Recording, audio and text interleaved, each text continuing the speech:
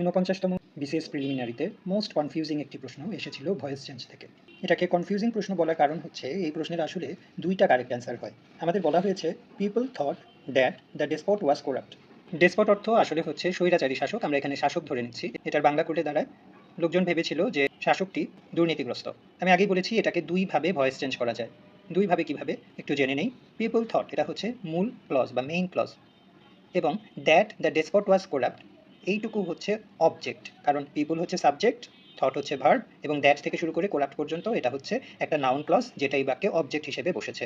আমরা এই বাক্যটিকে দুইভাবে ভয়েস চেঞ্জ করতে পারি। একটি হচ্ছে মেইন ক্লজ যেটি আছে, অর্থাৎ পিপল থট, শুধুমাত্র এইটুকুর ভয়েস চেঞ্জ করব, এইটুকুকে আমরা প্যাসিভ বানাবো।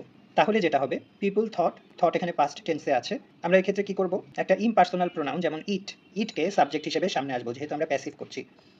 ইটকে সাবজেক্ট হিসেবে সামনে আনলাম, পাস্ট টেন্সে থট ছিল, প্যাসিভ করার সময় ওয়াজ থট হয়ে যাবে, পাস্ট ইনডিফিনিট টেন্সের কারণে ওয়াজ, আর থিঙ্ক থট থট, অর্থাৎ মূল ভার্বের থার্ড ফর্ম বা পাস্ট পার্টিসিপল ফর্ম থট বসবে।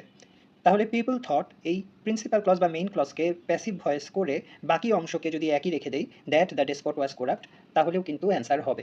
আরেকটি যে অ্যান্সার হয় সেটি হচ্ছে the despot was thought to be corrupt. আমার মতে অপশন সি হচ্ছে বেস্ট অ্যান্সার। কেন?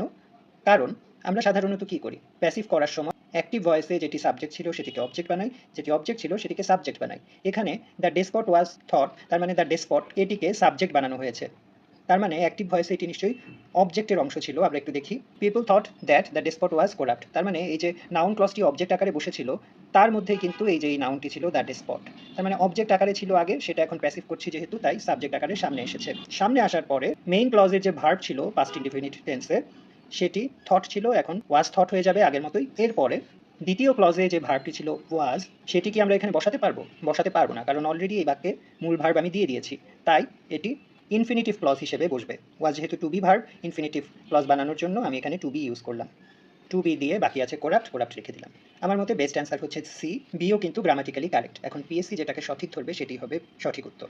বাকি দুটোতে টেন্সে ভুল আছে, এতে হচ্ছে হ্যাড বিন দেওয়া আছে যেটি হওয়ার প্রশ্নই ওঠে না, পাস্ট ইনডিফিনিট টেন্স ছিল, এখানে হ্যাড বিন হবে না। দ্বিতীয়টিতে ইজ দেওয়া আছে ভার্ব প্রেজেন্ট টেন্স, এটা হবে না কারণ মূল বাক্যে পাস্ট টেন্স দেওয়া আছে।